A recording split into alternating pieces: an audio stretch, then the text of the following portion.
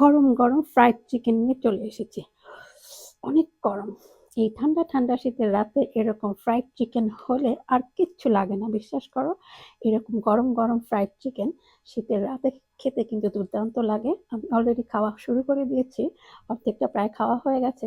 তো খেতে খেতে মনে হলো তোমাদের সাথে রান্নাটা শেয়ার করি, কারণ এই রান্নাটা করতে খুব সময় কম লাগে আর খেতে দুর্দান্ত রকমের ভালো হয়।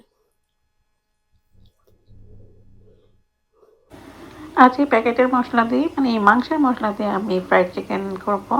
ফ্রাইড চিকেন করতে তো মুরগি লাগবেই। মুরগি ধুয়ে নিয়ে ভালো করে আদা রসুন মেখে নিলাম। এই আদা রসুনের সাথে এখন চিরাচরিত সেই হলুদের গুঁড়া আর মরিচের গুঁড়া নিয়ে এরপর প্যাকেটের মশলা দিয়ে আর একটু লবণ সাথে করে নিয়ে ভালো করে মাংসগুলি মেখে তারপরে 1 ঘন্টার জন্য রেখে দিলাম।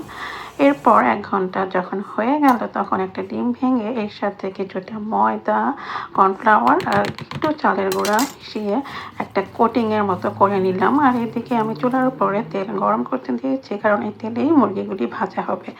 এই যে আমি তেলটা যখন গরম হয়ে আসলো তখন এই মুরগিগুলি গরম তেলের মধ্যে দিতে শুরু করে দিলাম।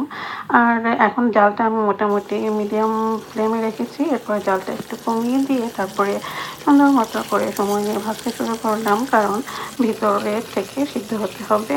এরপর কালারটা যখন এরকম সুন্দর একটা সোনালি গোল্ডেন কালার হয়ে আসবে তখন এই মুরগি ভাজাটা একদম শেষ হয়ে যাবে।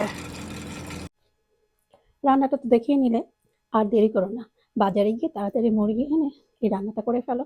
দেখবে আমার মতো তোমরাও খুব মজা পাচ্ছ এই খাবারটা খেতে। সত্যি খুব ভালো খেতে। তো টাটা।